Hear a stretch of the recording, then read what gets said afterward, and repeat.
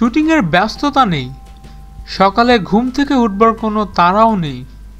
ঈদের ছুটিতে অবসরে রয়েছেন চিত্রনায়িকা মাহি। তার ফেসবুকের ওয়ালে গেলে তেমনটাই বোঝা যায়।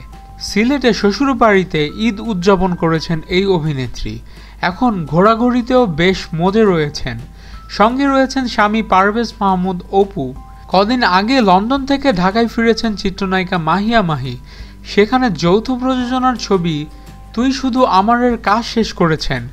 ওই ছবিতে প্রথমবারের মতো কলকাতার অভিনেতা সোহামের বিপরীতে কাজ করছেন মাহি। ছবিতে মাহিয়া মাহির চরিত্রের নাম পিয়া। একজন মডেলের চরিত্রে দেখা যাবে মাহিয়া মাহিকে। যৌথ প্রযোজনার এই ছবিটি যৌথভাবে পরিচালনা করছেন কলকাতার জয়দেব মুখার্জি ও বাংলাদেশের অনন্য মামুন। বাংলাদেশ থেকে অ্যাকশন কাট এন্টারটেইনমেন্ট এবং কলকাতা থেকে ছবিটির প্রযোজনা করছেন এসকে মুভিজ। মাহি অভিনীত বেশ কিছু ছবির কাজ এখন শেষ পর্যায়ে রয়েছে। এর মধ্যে রয়েছে ঢাকা অ্যাটাক, জান্নাত, পলকে পলকে তোমাকে চাই, হারজিত, পবিত্র ভালোবাসা। গত 29শে এপ্রিল অবতার নামে আরেকটি ছবিতে চুক্তিবদ্ধ হন মাহিয়া মাহি। এ ছবিতে মাহির বিপরীতে নবাগত রোশনকে দেখতে পাবেন দর্শক।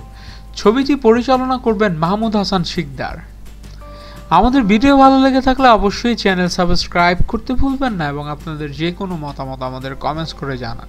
ধন্যবাদ।